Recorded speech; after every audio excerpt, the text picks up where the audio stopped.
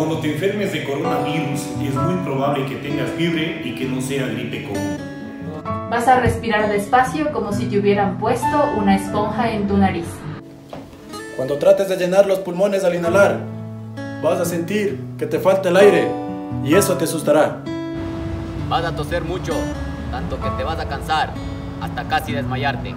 Te duele la espalda, el pecho, los brazos. Tratarás de tomar aire y no podrás.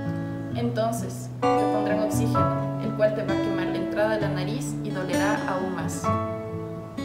Y si no puedes superarlo, vendrá otro doctor, otro enfermero, y pondrá un tubo en tu garganta.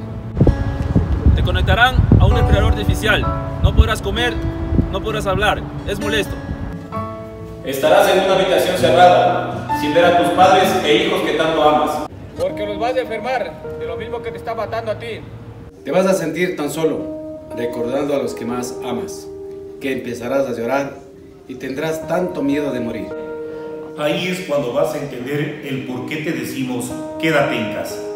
¡Quédate en casa!